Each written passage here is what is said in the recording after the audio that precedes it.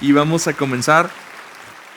Entonces, ¿qué acabamos de leer a continuación? Primero, el contraste entre el reino del norte y el reino del sur. El reino del norte, en esta época del reino dividido, está en este mismo momento en el que Asa está gobernando, está siendo gobernado por Acab. Y el reinado de Acab, no hace falta hablar más de él, creo que hemos hablado lo suficiente y en pocas palabras podemos resumirlo. El reinado de Acab era nefasto, todo lo que Dios no quería en un rey. Al mismo tiempo, estamos empezando acá, en el reino del sur, con un rey que sucede a otro que había hecho las cosas bien. Asa había hecho las cosas bien. Empezó confiando en el Señor, luego la cosa se puso un poco rara al final, pero digamos que logró llegar barrido y más o menos terminar bien. Ahora, muy seguido nos hacemos la pregunta, ¿cómo le hago para saber que Dios está conmigo? ¿O cómo logro que Dios esté conmigo en esto que quiero hacer, en esta decisión que quiero tomar, en esto que quiero emprender, etcétera, etcétera? Ahora quiero cambiar un poco esa perspectiva y decirte que el secreto de seguir a Dios y de liderar a otros a seguirlo a Él no es cómo lo metemos a Él en nuestros planes, sino qué estamos nosotros haciendo para reconocer cuál es la agenda de Dios, cuál es el plan que Él tiene, cuál es su historia, cuál es su voluntad y nosotros injertarnos dentro de esa voluntad. Asa es un gran ejemplo de cómo hacer eso. No quiero decirte que es la receta exacta de cómo hacerlo, pero sí hay elementos muy puntuales que podemos destacar de este relato que justamente nos van a ubicar en cómo tú y yo podemos meternos en la agenda de Dios. Y este es el nombre del mensaje. Sigue, ay Dios mío, la agenda de Dios. ¿Por qué? Porque Josafat comienza su reinado en momentos turbulentos. Es decir, arriba tiene el vecino que es una inestabilidad total, que en cualquier momento bien lo puede atacar, bien pueden firmar un tratado de paz. No sabe en qué va a terminar el reino del norte. Al mismo tiempo tiene este doble mensaje que le manda a su papá. Su papá inicia confiando en Dios, pero luego al final no confía en Dios de la misma forma en que al principio. Así que Asa tiene que tomar una decisión.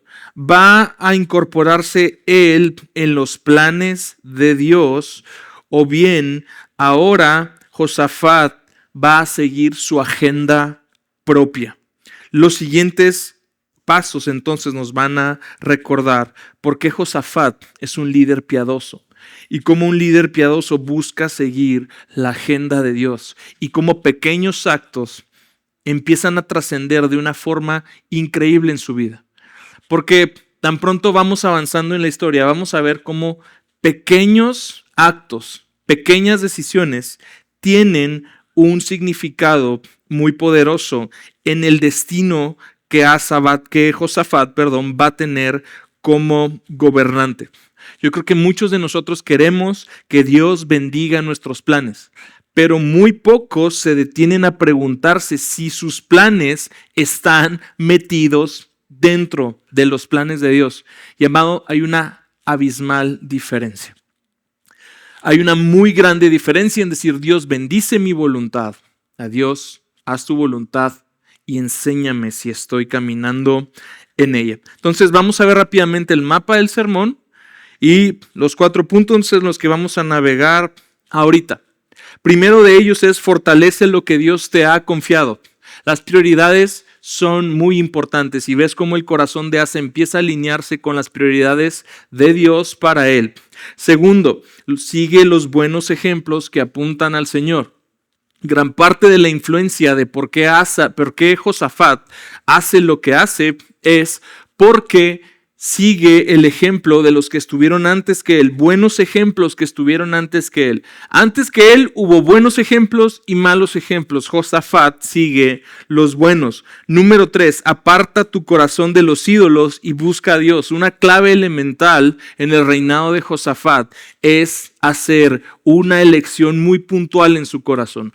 Esa sola elección hizo toda la diferencia en su reinado. Número 4, enseña y propaga la palabra de Dios. Lo que sucedió en el corazón de Asa no se lo quedó él para sí mismo. Lo transmitió a la gente que Dios le mandó a cuidar. Entonces, ayúdame a orar y vamos a iniciar con este mensaje. Padre Santo, gracias. Gracias por ponernos delante de ti y poner siempre la mesa servida. Hoy queremos entender, Dios, cómo sumarnos nosotros a tu agenda y seguirla.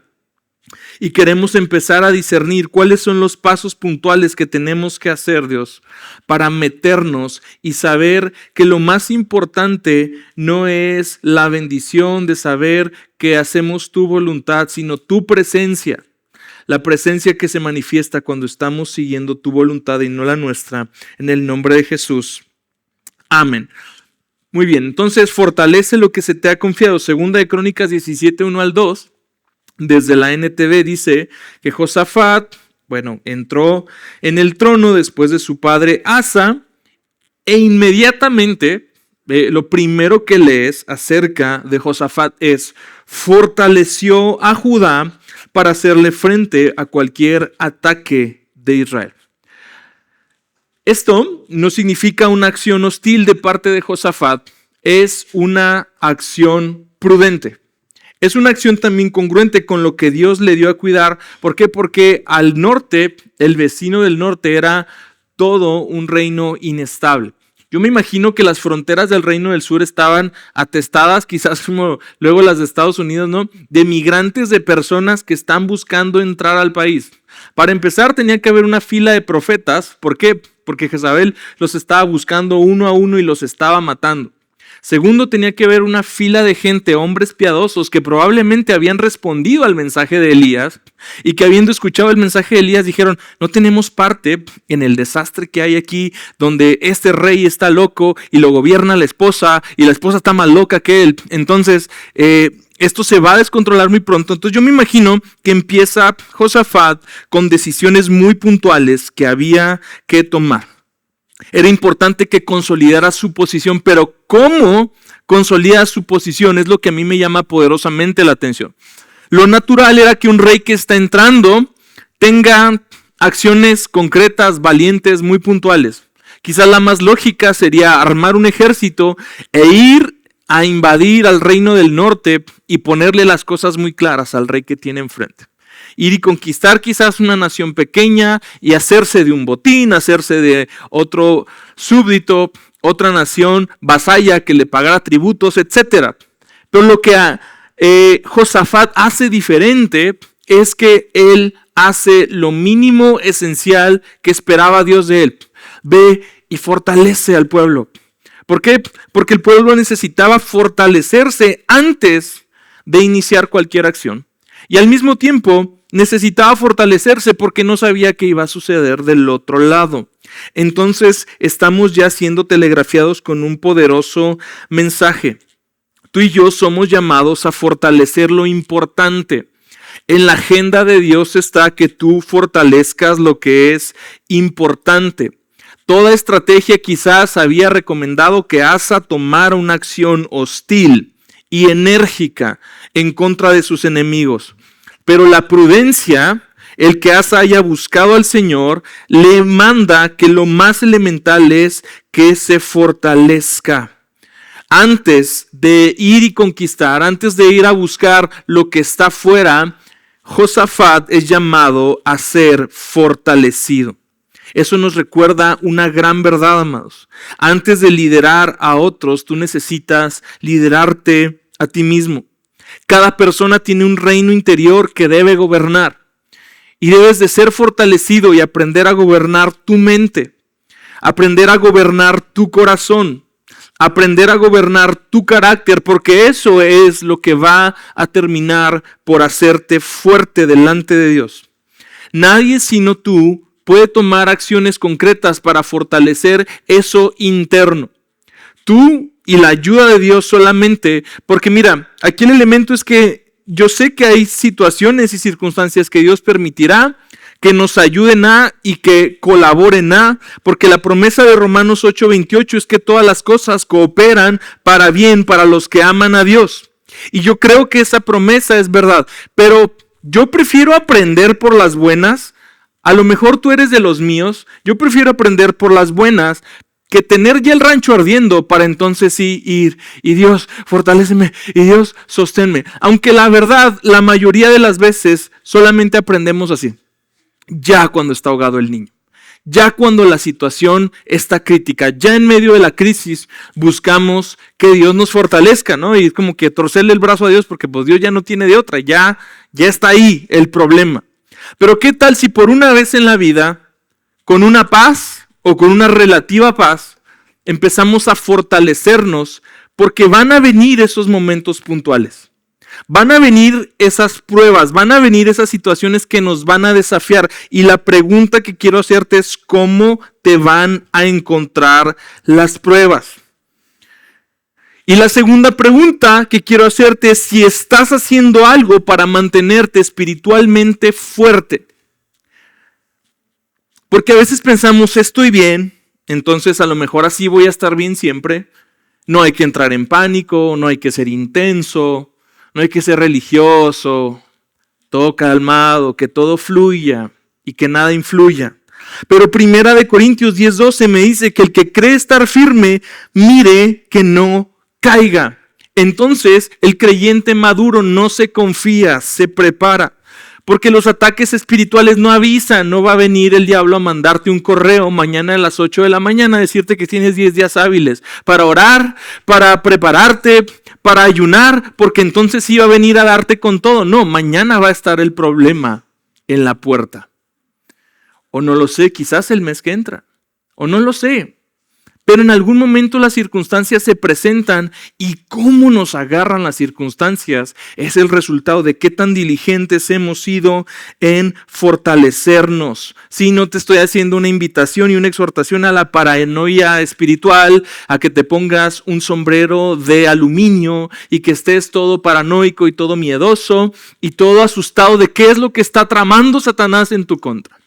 No, te estoy haciendo un llamado a una preparación diaria a través de saber fortalecer aquello que Dios te mandó a cuidar. ¿Qué te mandó a cuidar Dios, amado? Dios te mandó a cuidar de ti en primer lugar para que cuidando de ti puedas cuidar de otros. Así es. Entonces, ¿cómo nos fortalecemos?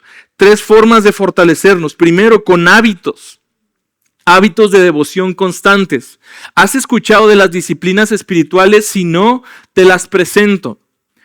Hábitos que normalmente conocemos: oración, lectura, adoración.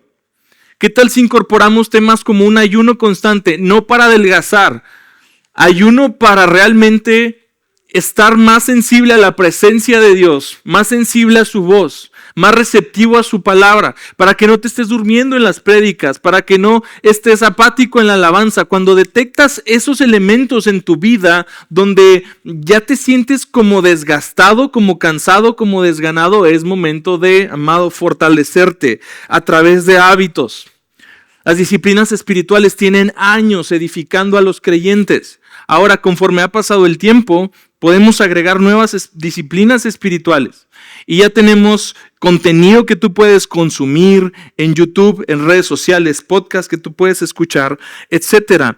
Canciones y canciones y canciones en las que puedes detener tu alma a adorar a Dios y a tener un tiempo diario de agradecer, de adorar, de reconocerlo a Él. Entonces, hay hábitos puntuales que podemos seguir para fortalecernos. Otro elemento que es muy esencial para fortalecernos, el servir a otros. El servir a la iglesia es un área en donde puedes fortalecerte, pero yo creo que hay todo un cúmulo de áreas en nuestro día a día donde tú y yo estamos en la posición de servir a otros. Es decir, tu servicio no termina si sirves en la iglesia, cuando sirves en la iglesia. Porque la postura que el Señor nos mandó a tomar de Él es un continuo servicio a nuestro alrededor. Y sea poco o sea mucho lo que haces, sean grupos grandes o grupos pequeños los que lideras o donde Dios te puso, siempre hay alguien al que puedes servir. Y todo está en tener una actitud de servicio. Cuando tenemos una actitud de servicio y ponemos al otro en un lugar más importante que nosotros mismos, alimentamos nuestra fe, alimentamos nuestro carácter, alimentamos la humildad. Alimentamos lo contrario a lo que sea que nuestro devorador y asqueroso ego consume, que crece tan fácilmente con tan poco esfuerzo. Más bien, lo que sucede es que éste empieza verdaderamente a menguar y ves cómo otras cosas importantes crecen en tu vida. Al mismo tiempo, con una actitud vigilante, acompañada de humildad. ¿Qué es esto? Reconozco que yo mismo no puedo. Reconozco que cualquier descuido puede abrir una brecha en mi vida y puede dar lugar al diablo. Soy más puntual, más hábil en discernir dónde hay áreas en donde me he estado deslizando. Amado, si ves la brecha, tápala. Como nos dice Proverbios, el avisado o el prudente ven el mal y se esconden. Mantén tu mente despierta, tu corazón sensible a Dios y tus ojos en Cristo, y eso hace que puedas estar con una actitud humilde y vigilante. La Escritura nos llama en muchas ocasiones a tener cuidado de nosotros o tener cuidado prioritario de otras cosas antes de lo que lógicamente creemos que debemos tener cuidado. Te pongo un ejemplo. 1 Timoteo 3, 4 y 5. Requisitos para los obispos o ancianos o pastores. Uno de ellos es que gobierne bien su casa. ¿Y cuál es la lógica detrás de este requisito? Ahí mismo se lo dice Pablo a Timoteo. Si no cuida bien de su casa, ¿cómo va a cuidar bien de la casa del Señor? Entonces, ahí tienes una lógica muy elemental y un principio bíblico de por qué Dios nos llama a fortalecernos nosotros primero, a fortalecer lo que tenemos más a la mano, a fortalecer lo más inmediato. 1 Timoteo 4:16. ¿Por qué muchos líderes truenan? Porque han ignorado 1 Timoteo 4:16, que dice, ten cuidado de ti mismo y de la enseñanza. Y luego Pablo redobla la apuesta y dice, persevera en estas cosas. O sea, no nada más es una exhortación, es un tema de Timoteo, es esto y nada más.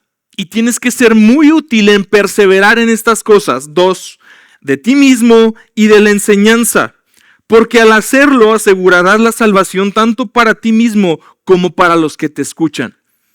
Qué hermosa consecuencia de cuidar de lo que Dios nos llama a cuidar primero, en el orden correcto. Esa es la agenda de Dios. Sí, yo no sé de dónde sacamos que uno tiene que morirse para darle gloria a Dios. ¿Sí me explico? Uno tiene que terminar bien y Dios nos llama a tomar entonces las medidas correctas, fortalecer lo que está débil dentro de nosotros, fortalecer lo que Dios nos llama a fortalecer, porque te tengo noticias, en la lucha espiritual en la que nos encontramos, tú y yo, ¿nos fortalecemos o nos fortalecemos? Efesios 6, 10 y 11. El famoso pasaje de la armadura de Dios comienza con fortalezcanse en el Señor y en el poder de su fuerza.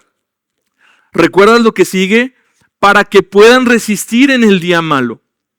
Muchas veces llegan los días malos y nos agarran descansando, nos agarran débiles, nos agarran sin ser fortalecidos. Todos los días tenemos que fortalecer nuestra mente porque todos los días le estamos inyectando bytes y bytes de información dudosa y negativa y le inyectamos complejos y le inyectamos inseguridades y le inyectamos, en pocas palabras, mentiras. El enemigo empieza bombardeando tu mente con mentira y por ahí uno de esos dardos termina perjudicándote, uno de esos dardos termina entrando y es el principio del fin. Fortalécete en el Señor para que puedas resistir. Así como Josafat, entonces cada creyente debe fortificar su vida.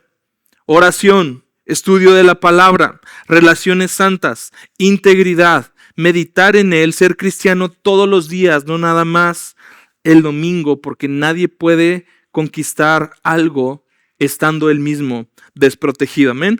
Segundo punto, sigue los buenos ejemplos que apuntan al Señor. Segunda de Crónicas 17, 3 y 4.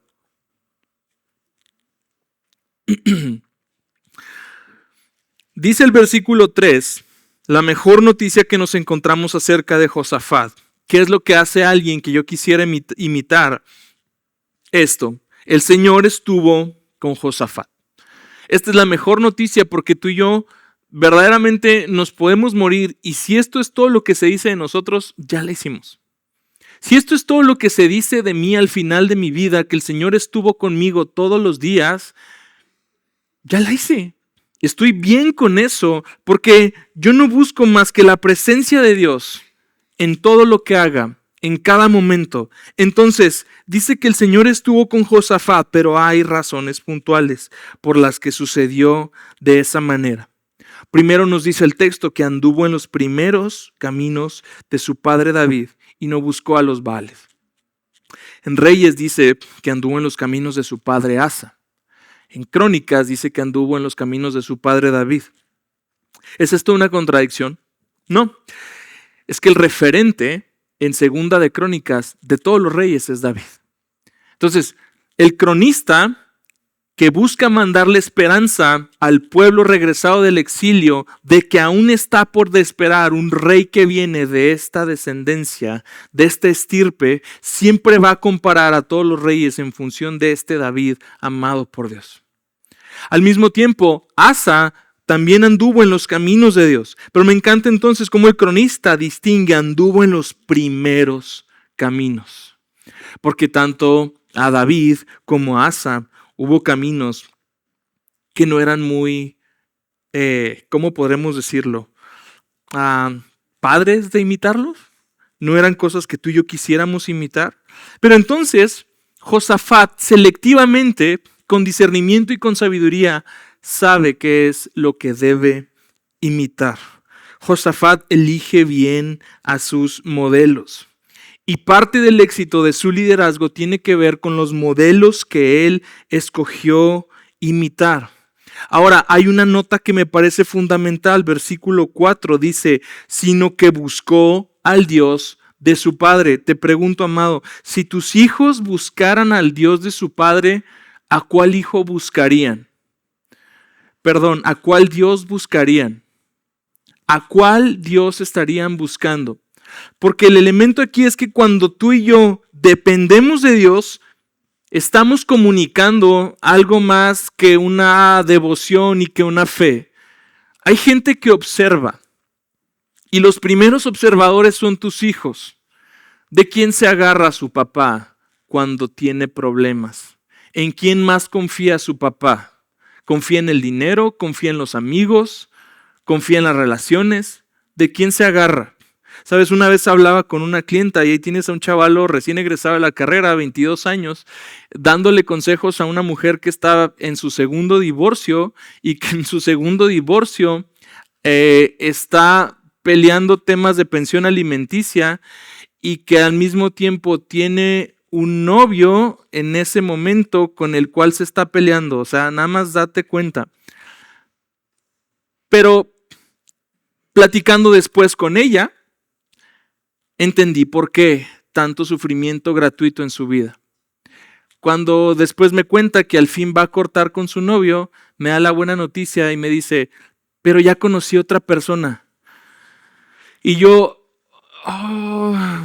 no sé mucho, la verdad, de relaciones. En ese tiempo todavía ni me casaba, pero ya traía una noviecilla ahí. Se llama Karina. Tú, la misma de ayer, la incondicional. Nada para que despierten. Bueno, pues yo qué sabía, ¿no? El tema es que le digo, oye, ¿y no has pensado como tomarte un break? ¿No has pensado como darle calmado en esa área y ver más adelante y estabilizar tu vida? Segundo divorcio, tronaste con el novio en medio de tu segundo divorcio. Y ella me dice, es que me tengo que agarrar de algo. ahí lo capté. Ese era su Dios funcional. Eso era a lo que a ella le gobernaba. Cuando ella tenía a su Dios ahí, ella tenía seguridad, ella tenía la fortaleza para afrontar el torbellino que tenía acá en este rollo, era tener una relación. Entonces por eso iba una relación tras otra relación. Yo no sé cuántas lleve ahorita, pero si seguimos con esa inercia, no sé si ella ya finalmente haya entendido que la sed de su corazón no era de una relación. No sé si ella finalmente haya entendido que hay elementos en nuestra vida que solamente Dios los puede tocar y que tú y yo podamos entender a través de su ejemplo que así de lejos podemos decir, ¡ay, no, qué manchada esta señora! ¡No, ¡ay, no! ¡Ay, qué horror, qué vergüenza! No. Yo te pregunto, ¿de qué te agarras, amado? ¿Qué es eso que te hace decirle a alguien, es que me tengo que aferrar de algo? ¿De quién te aferras? Bueno, justamente eso es lo que nuestros hijos van a aprender a imitar. Así por eso la Escritura no solamente nos llama a aprender de otros, sino a ser ejemplos para otros. Y tú encuentras a todo lo largo de la Escritura como Pablo en Filipenses 3:17 dice, sean imitadores de mí, así como yo lo soy de Cristo. Como el Señor Jesús dice, yo les he dado ejemplo para que así como yo lo hice, lo hagan ustedes también. Al mismo tiempo, la Escritura nos exhorta en múltiples ocasiones, sé ejemplo de otras personas, en palabra, en pureza, en conducta, en amor, etc. Sé ejemplo de buenas obras, sé ejemplo de buena doctrina. Constantemente, la Escritura nos llama a aprender de otros y a ser ejemplos para otros, porque así se construyen las relaciones en el reino. Relaciones de reino son relaciones constructivas. Sí hay algo más que chismes en la iglesia, amado. Sí se trata de otra cosa más que de venir y sentir bonito. Hay algo que se llama la mutua edificación, el mutuo ministerio que se construye donde hay padres, mentores, pastores, creyentes maduros, ancianos que nos dan ejemplo para que tú y yo escojamos los ejemplos correctos y sigamos a Cristo. Hebreos 13:7, me encanta cómo dice, sigan a sus guías. Otras versiones dicen, sigan a sus pastores. Pero ¿qué es lo que me encanta que dice? Dice, consideren el resultado de su conducta e imiten su fe. Dios no me llama a taparme los ojos y a decir, ok, porque esa persona dice que es cristiana, entonces yo la tengo que imitar. No, amado, utilice sus sentidos, utilice la razón, pídele al Señor discernimiento para saber cuáles ejemplos debemos de seguir. Considera el resultado de su conducta e imita su fe. Es que en la iglesia hay gente que es muy hipócrita. Considera el resultado de su conducta e imita su fe. Porque también hay gente bien, también hay gente que vale la pena seguir. Hay gente que sin una plataforma tiene 50 años siéndole fiel al Señor. Hay excelentes padres, ¿sí? Hay excelentes amigos, hay excelentes mentores en las iglesias, porque Dios así construye sus relaciones de reino con buenos ejemplos. Así como somos tú y yo de buenos para sacar la garra, así como somos tú y yo de buenos para identificar defectos, espero que seamos también lo suficientemente buenos para identificar buenos ejemplos, para identificar esas relaciones de reino que te van a nutrir, que te van a edificar, que te van a mostrar un camino más excelente que es el que estás siguiendo hasta ahora. Todos queremos ser el ejemplo de alguien, pero nunca lo vamos a conseguir si antes no aprendimos nosotros a seguir a otros con buenos ejemplos. Y Josafat nos muestra cómo es selectivo y sabio en discernir cuáles ejemplos debe seguir. Él dice, tengo muchos malos ejemplos hacia atrás de mí. Mi papá hizo las cosas más o menos bien. Mi tatarabuelo, David, también lo hizo bien. Entonces voy a tomar lo bueno de ellos. No idolatro el pasado. No me quedo viviendo de glorias pasadas. Lo detecto, lo aplico. Entonces puedes tener una persona que ha aprendido a escoger lo mejor de quienes estuvieron antes que él y aplicarlo hacia adelante. Número 3, aparta tu corazón de los ídolos y busca a Dios.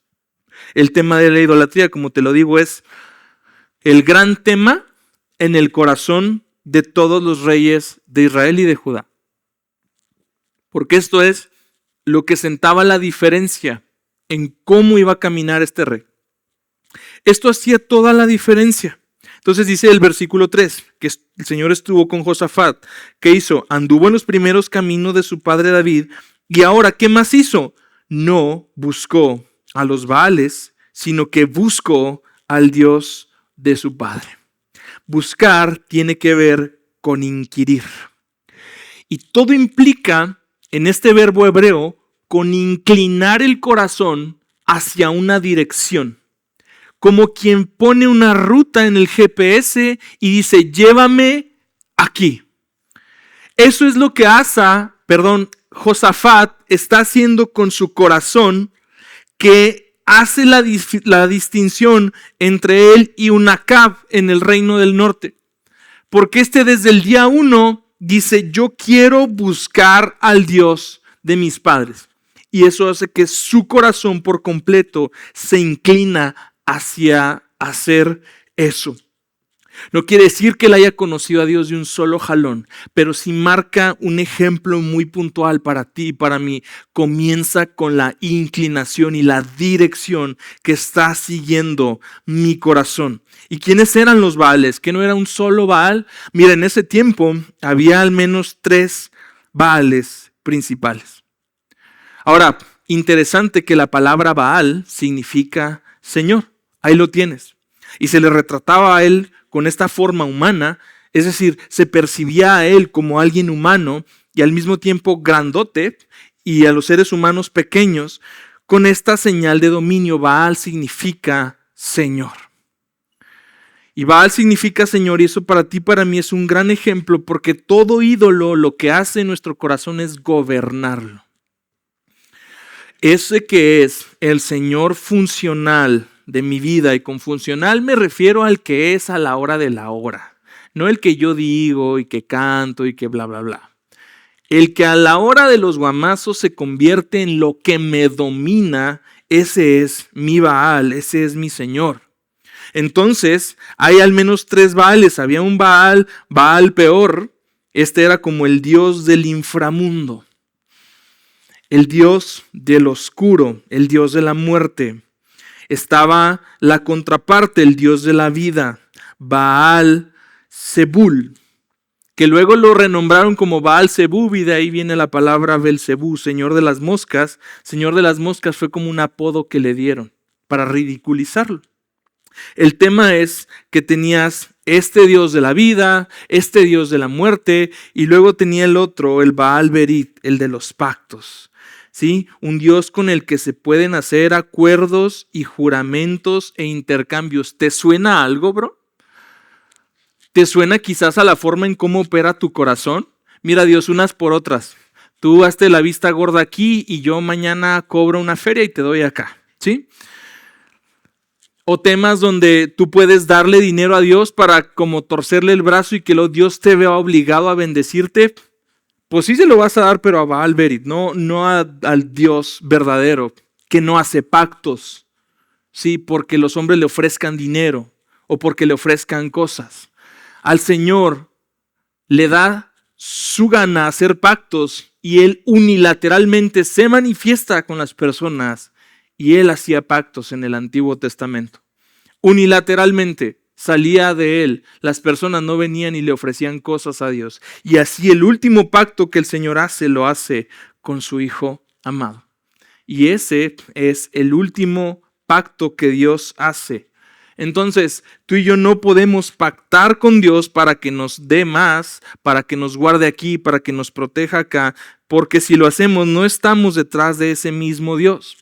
Y ves cómo hay estas inclinaciones de la época hacia lo místico, hacia lo desconocido, hacia la muerte, hacia la vida, hacia la obtención de prosperidad. Y en medio de toda esta confusión y de todas las múltiples opciones que Josafat tenía para elegir como Dios, él inclina su corazón hacia el Señor. ¿Cómo veo yo esa inclinación? ¿Cómo yo veo que era neta? Porque dice que buscó al Dios de su padre y acto seguido anduvo en sus mandamientos y no hizo como Israel. Alguien que está buscando a Dios y que dice que está buscando a Dios, que no está andando en sus mandamientos, que no está caminando en obediencia, se está engañando a sí mismo. O está dejando la chamba a la mitad, que también es muy común. ¿Cómo?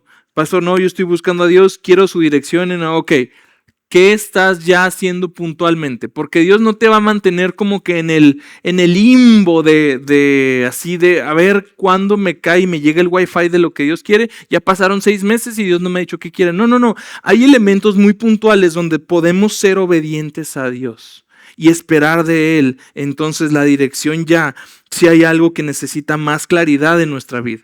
Pero ¿cómo sé que Josafat está buscando a Dios? Porque anda en sus mandamientos. Josafat hace una sabia elección, busca al Dios de su padre y sigue los primeros caminos de David y de Asa, no los últimos. Así tú y yo también debemos de escoger a qué Dios vamos a servir, al eterno o al pasajero. ¿En qué pasos queremos andar? ¿En los pasos de la gente piadosa que permanece o en los pasos de la gente que vive para sí misma? Entonces, Josafat seguramente se sienta a evaluar la agenda que él quiere seguir y él quiere ver quién puede ser su socio potencial y quizás se pregunta, a ver, ¿quién quiero que sea mi socio? ¿Un Dios todopoderoso? ¿Un Dios omnisciente? ¿Un Dios inmutable? ¿Un Dios lleno de gracia? Porque si es así, entonces Josafat ve la decisión muy sencilla. Yo quiero seguir al Dios de mi padre. Yo quiero seguir al Dios verdadero. Y quiero que veas cómo esta puntual decisión transforma para siempre toda su vida. ¿Qué obtiene Josafat? Obtiene la presencia de Dios. Dice el versículo 3 que el Señor estuvo con Josafat. ¿Qué más obtiene Josafat por esta decisión tan sencilla? Seguridad. Dice que el Señor afirmó el reino bajo su mano. No hay campañas políticas, no le andaba entregando tortas y despensas a la gente para que lo quisieran. El Señor afirmó el reino bajo su mano. ¿Qué más? Obtuvo el cariño de su pueblo. ¿Cómo así? Y así también dice que todo Judá le traía presentes a Josafat. ¿Qué más obtiene Josafat por esta decisión? Obtuvo honra y abundancia. Dice el mismo versículo 5, tuvo grandes riquezas y honores. Pero esto no es toda la lista. Dice, ¿qué más obtuvo Josafat? Obtuvo gozo en servir al Señor. Josafat no estaba como quien ha perdido algo de luto. Josafat estaba entusiasmado. Ve el versículo 6, dice, su corazón se entusiasmó en los caminos del Señor. ¿Qué más pasó en Josafat? Obtuvo un celo por servir al Señor. Como era congruente él con lo que él había escogido servir, ahora transmitía eso mismo a todo el pueblo. Dice que quitó de Judá los lugares altos y las aceras. Ahí les van a poner ahorita la imagen de quién era Acera. Entonces, tú ves cómo esta pequeña decisión de inclinar su corazón a seguir al Señor, obedecer al Señor, va produciendo en Josafat todos estos cambios. Me encanta el versículo 6 que dice que se entusiasmó en los caminos del Señor. Pero ya leímos primeramente en el versículo 1 que lo que hizo fue fortalecerse y hasta el versículo 6 encontramos el entusiasmo. ¿Te dice algo? ¿Te confronta con algo? Porque quizás lo que queremos es invertir los elementos, ¿no? Yo quiero estar entusiasmado para entonces ya ponerme a hacer cosas. No. Primero viene la disciplina, primero viene la perseverancia, primero viene la dedicación y la sabiduría y luego se encuentra con el entusiasmo. El entusiasmo es el resultado de buscar a Dios y de inquirir en Él. Tú no necesitas entusiasmo para buscarlo, el entusiasmo viene como consecuencia. ¿Por qué? Porque en la agenda de Dios el entusiasmo no es el medio, el entusiasmo es resultado. Yo te pregunto, ¿cómo andan tus medidores de entusiasmo en los caminos de Dios? ¿Cómo te agarro hoy 14 de diciembre? ¿Ya en la E de echa el entusiasmo y ando tronado? ¿O sigo entusiasmado, sigo gozoso? Porque se nota el entusiasmo, amados. Se nota en cómo cantas, se nota en cómo llegas, se nota en cómo interactúas, se nota en cómo sirves, se nota el entusiasmo en todo lo que haces. Ahora bien, si el entusiasmo anda bajo, entonces pregúntate si has estado siendo diligente en buscar al Señor, porque en el camino de inquirir en Él, de buscar en Él, de inclinar tu corazón a Él, segurísimamente te vas a encontrar el entusiasmo por sus caminos. Y me encanta que después del entusiasmo viene todavía el celo por seguir. ¿Qué más? ¿Qué más puede hacer Josafat? Necesito todavía quitar estos altares que hay aquí. Vámonos a la porra, porque su corazón está entusiasmado. En otras palabras, podemos definir entusiasmo como una devoción ferviente. Una devoción ferviente de que Josafat es todo lo contrario de lo que pasa en el reino del norte. En el reino del norte, Elías los confronta y les dice, ¿hasta cuándo van a estar titubeando entre dos dioses? Josafat no titubeaba, amados. Josafat había tomado una decisión. El Señor era su única prioridad. No hay titubeos, no hay corazón dividido. El corazón que no está dividido, entonces se convierte fácilmente en un hervor constante, en un fuego que nada puede apagar. Mateo 6:24 nos dice que nadie puede servir a dos señores. ¿Por qué? ¿Por qué nadie puede servir a dos señores? Porque con los dos queda mal. Decía un predicador de la vieja escuela, hasta para pecar son mediocres. O sea, que ni haciendo las cosas mal verdaderamente podíamos hacer las cosas mal. ¿Me explico? O sea, hasta para hacer las cosas mal se requiere cierta pericia, ¿no? Es más, para hacer las cosas mal también se requiere cierta habilidad y cierta determinación. Hacer las cosas mal al 100% y no mediocremente mal. Entonces, parece que te estoy diciendo lo que no te debo decir, pero es para que me entiendas y hagas lo contrario, como normalmente sucede. O sea, el tema aquí es que cuando yo sirvo a dos señores, cuando yo tengo este corazón dividido, termino haciendo, o sea, ni termino agradando al Señor, ni termino luego tampoco agradando a la carne.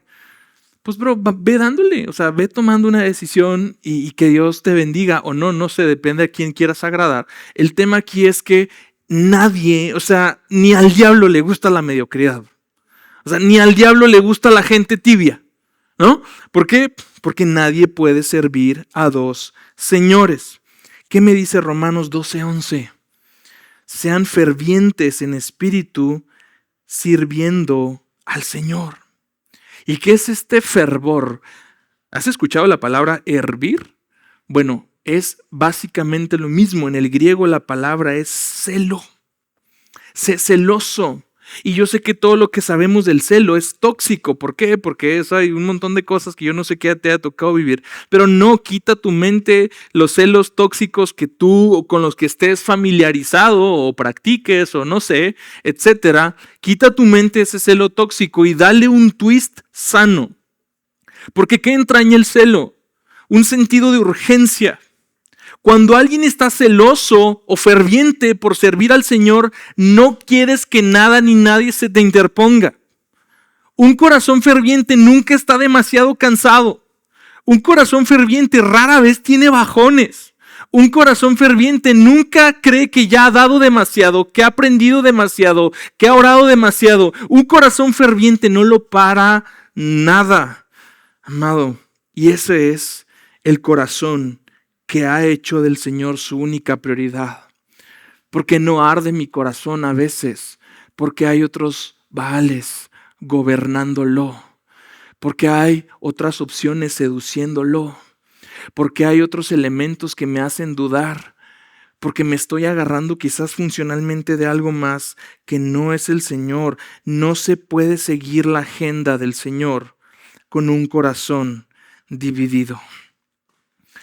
Cuando el corazón de Josafat se entusiasma, inmediatamente remueve altares. Amados, hay que remover altares internos a los dioses del ego, a los dioses de la falsa seguridad, a los dioses del yo mismo. La verdadera adoración no solo exalta a Dios, la verdadera adoración desplaza a todo competidor. Un verdadero adorador ha purificado por completo su corazón y no tiene otras opciones. Punto número 4. Segunda de Crónicas 17, 7 al 10. Te lo voy a resumir para no tardar tanto. Punto número 4 es: enseña y propaga la palabra de Dios. ¿Qué hace Josafat? Después de toda esta riqueza, después de toda la fama que tiene, después del gran júbilo con el que está iniciando, eso que el Señor había empezado a hacer en su corazón, a través de fortalecerse, entusiasmándolo, transformándolo, ahora Él lo hace extensivo a todo el pueblo.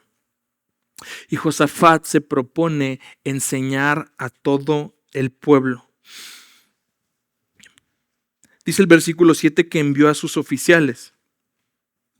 Dice el final del versículo 8 que envió levitas y juntamente con los levitas, sacerdotes. Versículo 9. Ellos enseñaron a la gente en Judá, teniendo consigo el libro de la ley del Señor. Recorrieron todas las ciudades de Judá y enseñaron al pueblo.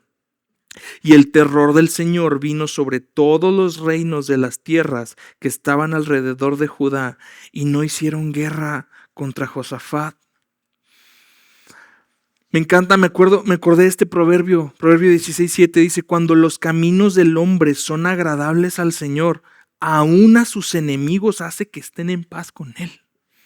Josafat no había emprendido la gran campaña militar externa. Josafat solamente se había encargado de lo que él se podía encargar, de su fuero interno, de su gente, de su corazón, de sus estrategias. Josafat no se ha metido en ninguna relación, no fue a firmar tratados de paz, no fue a firmar nuevos socios comerciales hasta estas alturas a otras naciones. Josafat se ha preocupado de sí mismo y de los que Dios le mandó a cuidar, y ahora tienes el resultado, que es que ya ni siquiera hay gente que le quiera hacer frente a Josafat.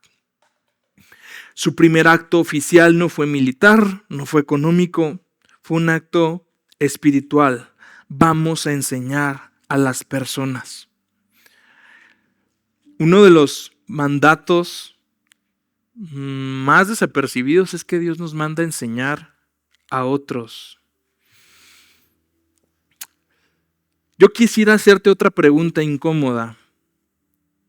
No me la vayas a contestar, pero sí escríbela por ahí y tómala como un propósito para el otro año. ¿Cuántas personas conocieron a Dios gracias a ti? Tampoco lo digo para que te envanezcas o te sientas muy orgulloso. Si hay una pequeña lista ahí, te felicito, sí. Pero el tema aquí es que eso es lo que Dios espera de nosotros. O sea, está bien, síguele dando así, porque el tema es que menos no se puede. Alguien tuvo que haber conocido este año a Dios a través de mí. Josafat busca a Dios, conoce a Dios, se enamora de Dios, su corazón se eleva, está, dirían los españoles, flipando en colores por Dios, pero no se lo queda. Dice: esto lo tengo que enseñar, y envía a lo mejor para enseñarle a otros. Mateo 28, 19 y 20 nos dice que tú y yo tenemos que ir a ser discípulos enseñándoles que guarden todas las cosas que el Señor nos ha mandado. Pablo le dice a Timoteo, lo que has oído de mí, confíalo a hombres fieles, aptos para enseñar también a otros. El secreto de esta hermosa agenda del reino es que el reino se extiende. Por eso el reino es como la levadura que leuda toda la masa, porque el reino se extiende. Porque el secreto de meterte en la agenda de Dios es que tú luego agarres personas y las metas en esa misma agenda. Porque el tema de que tú te fortalezcas en Él, de que quites los ídolos, de que lo busques a Él, de que imites correctamente a personas piadosas, todo eso termina contigo impactando la vida de otros. Cuando nos estancamos, no solamente es triste por nosotros mismos, es profundamente egoísta. Es profundamente anticristiano el no enseñar a otros, el no compartir, el no invitar a alguien. O sea, y me produciría mucha tristeza saber de alguien que se ha sentado y se ha chutado incontables sermones, que chanza y está su corazón súper entusiasmado en los caminos de Dios, pero que no lo ha compartido con nadie. Josafat está tan enamorado de Dios que al mismo tiempo él ha decidido compartirlo. ¿Por qué? Porque él entendió algo. La fuerza de una nación no está en sus armas, sino en su carácter. Podemos tener muros altos, ejércitos fuertes, pero si el corazón del pueblo está débil, todo se derrumba desde adentro. Josafat envía lo mejor. Josafat envía gente que puede enseñar la palabra de Dios. No envía filósofos, no envía historiadores. Josafat envía a sus oficiales, gente con influencia social. Josafat envía sacerdotes, gente con autoridad espiritual. Y Josafat envía levitas, gente con conocimiento práctico que puede enseñar a otros. Pastor, yo no he ido a un seminario. Pastor, yo no me he chutado volúmenes de teología. Amado, si tú has perseverado en el Señor, ya hay algo del Evangelio que puedes compartir a otros. Ya el Señor ha hecho cosas en tu vida, si tú lo has buscado, que tú fácilmente puedes compartir a otros. Porque quizás a ti el Señor no te dio un rol de autoridad espiritual, pero sí te ha dado un rol de influencia social. Quizás tú no lo haces desde una plataforma, pero si eres una persona con una capacidad innata de ilustrar y de enseñar muy fácilmente. Y de hacerlo como el Señor Jesús, con ejemplos de la vida cotidiana. Mira el sembrador, mira la semilla, mira el árbol, mira la masa, mira una señora que está buscando 2 monedas en su casa. No necesitas más. Josafat no esperó que la gente viniera a él. Él llevó la palabra a las personas. Cada creyente tiene un papel en llevar el mensaje de Cristo a otros. Unos predican, otros enseñan, otros sirven, pero todos son parte del movimiento y del ministerio de la palabra. Así como Josafat organizó al pueblo en torno a la instrucción, nosotros debemos organizar nuestras vidas en torno al evangelio. Las iglesias decrecen y se avejentan cuando el ministerio de la palabra ha perdido fuerza. Ya no hay nadie enseñando, ya no hay nadie recibiendo el mensaje, nadie está siendo renovado. ¿Qué es el ministerio de la palabra? Isaías 55:10 nos va a dar cuenta de qué es el ministerio de la palabra. Quiero que prestes mucha atención. Dice, porque como descienden de los cielos la lluvia y la nieve, y no vuelven allá, sino que riegan la tierra, haciéndola producir y germinar, dando semilla al sembrador y pan al que come. Así será mi palabra que sale de mi boca. No volverá a mí vacía sin haber realizado lo que deseo y logrado el propósito por el cual la envié. Si tú prestaste atención a la primera metáfora que utiliza Isaías, él utiliza la nieve y la lluvia. Procesos constantes. Al mismo tiempo, tú y yo sabemos que con una llovidita no germina la tierra y no crece la hierba. La tierra tiene que humedecer. Es un proceso. A veces hacemos un uso enciclopédico de la Biblia. ¿Cómo es el uso enciclopédico? Ira, rápido. Busco, airaos pero no pequéis, sino des lugar al diablo. Sí, en la Reina Valera 1960, ¿verdad? Porque no sabemos otra. Entonces, sí, airaos pero no pequéis. Ves, marido, no te aires, le estás dando lugar al diablo. Uso enciclopédico. Temas. Ahora, el ministerio de la palabra me sumerge no en el mensaje de Efesios 4, de airarme, pero no pecar, me sumerge en toda la historia de la Biblia. Me sumerge en el Cristo que se revela en toda la Biblia. Entonces me doy cuenta que no es tema de un texto, memorizar ese texto, pegármelo, escribírmelo, tatuármelo, es el dejar que esa verdad me transforme, orando en ella, meditando en ella frecuentemente. Así que no es me siento ansioso. Ok, dice que no esté ansioso por nada, sino que ore por todo. Gracias, Pablo. Ok, entonces, Señor, quítame la ansiedad. Si no conozco al Dios de paz que se revela en la Escritura, se te quita lo mejor ese día, amado. El día siguiente vuelve. Porque no he tenido un encuentro con el Dios de paz, con el Dios soberano que lo gobierna todo. Porque no me he encontrado todavía con ese gobierno soberano que no solamente me habla de un Dios que es arbitrario, sino más bien me habla de un Dios amoroso y bondadoso que tiene un plan. Entonces el tema no es agarrar un tema y luego meterme la Biblia así. El tema es dejar que la palabra haga la obra en mi corazón. Que la palabra vaya regando todos los días mi corazón. Porque ve versículos 12 y 13. Versículo 13, para terminar más pronto. En lugar del espino crecerá el ciprés. ¿Me pones el espino?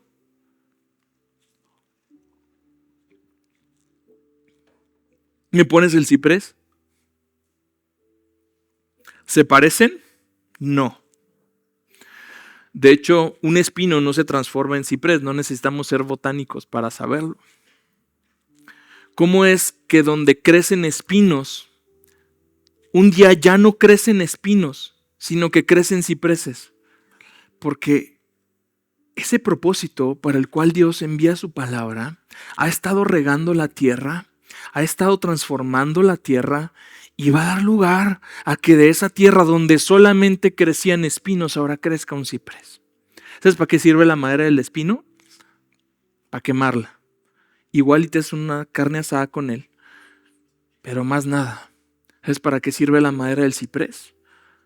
Para hacer muebles de alta calidad. Lo que se hace con ambos varía abismalmente. Es porque ambos son una diferencia abismal entre uno y el otro. Y el Señor dice que en ese mismo lugar que está siendo regado por su palabra, un día solamente produce espinos. Y al otro día, de pronto, algo sucedió y empieza a producir cipreses. La constancia del ministerio de la palabra, de la enseñanza a la palabra, del exponerme a la palabra, dejar que el Espíritu Santo empiece a revelar esas verdades, empiece a quitar esas costras que tenemos en el entendimiento, que no deja que entre la verdad revelada en la palabra. Al mismo tiempo dice que en lugar del espino crecerá el ciprés y en lugar de la ortiga crecerá el mirto. Ponme la ortiga, bro. Andan con todo el día de hoy. Mira la ortiga. Esas O sea, crecen así de la nada. ¿Te las has topado en el jardín? Y luego está el pastito así, sosteniéndose, aferrándose a la vida, y esas mugres crecen así. Son las que se te pegan en la ropa. Y dice Isaías que el ministerio de la palabra de Dios y el propósito por el cual es la envía es que donde crece esa maleza, un día crezca un mirto. Belleza. No cambiamos de un día para otro. Por eso es necesario que la palabra crezca y se extienda. Eso era lo que transformaba comunidades enteras. Josafat lo entendió. Dice, no es suficiente que yo esté entusiasmado, no es suficiente que haya prosperidad, es necesario que los corazones estén siendo transformados. Amados, por eso el Señor nos llama a predicar. No para que la gente sienta bonito u ocupe un lugar en la iglesia y así decir que tenemos 14 servicios llenos. No. Ni lo mande Dios, digo. El tema es que hay gente sufriendo porque su vida produce espinos y ortigas. Y que vienen los momentos difíciles y producen espinos. Y que vienen las confrontaciones y producen ortigas.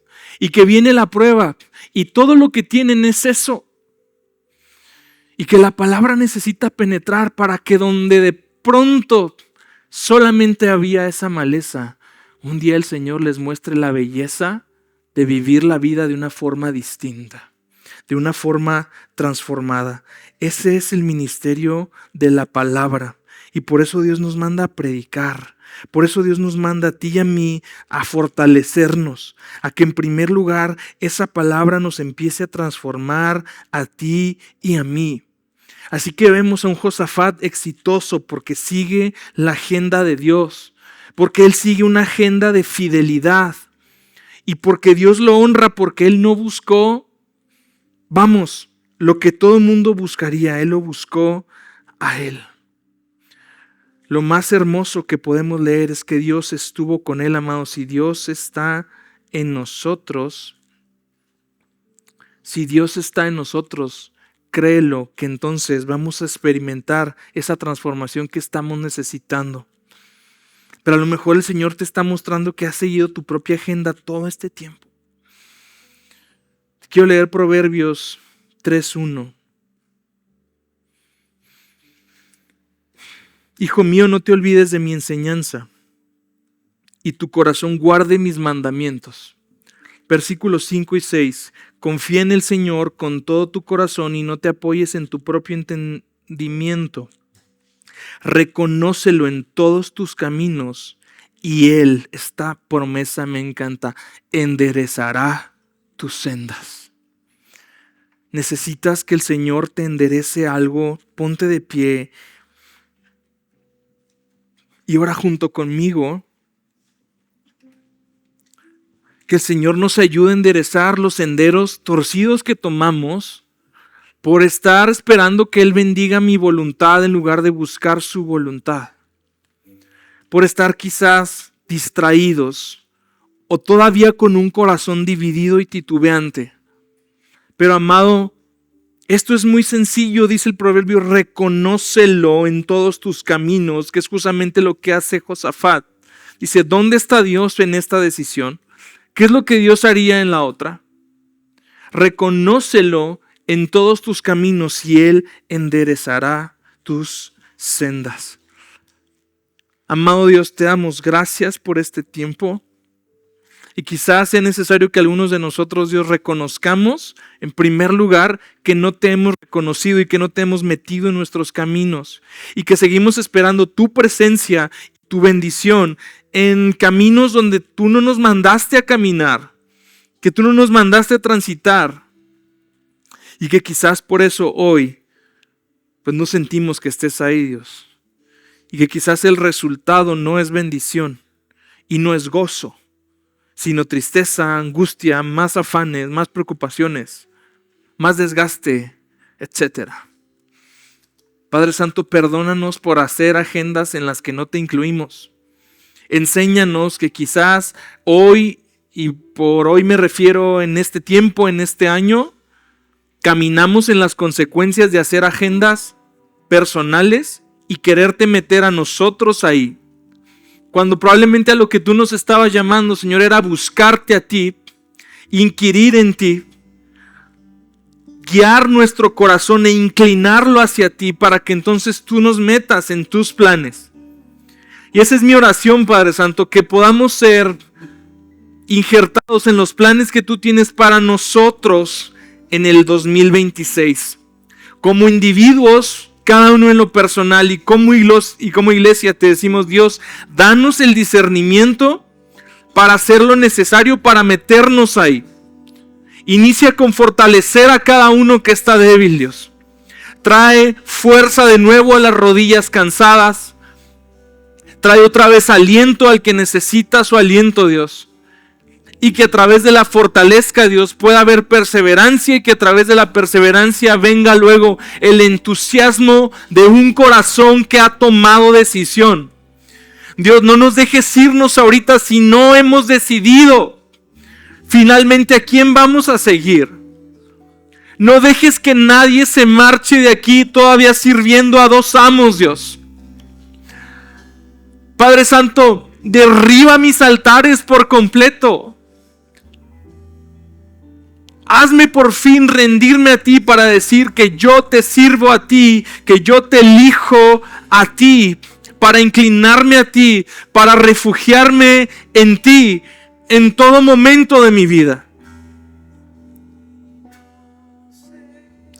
Padre Santo, guía a un pueblo que busca ansiosamente meterse en tus planes, como lo hizo Josafat.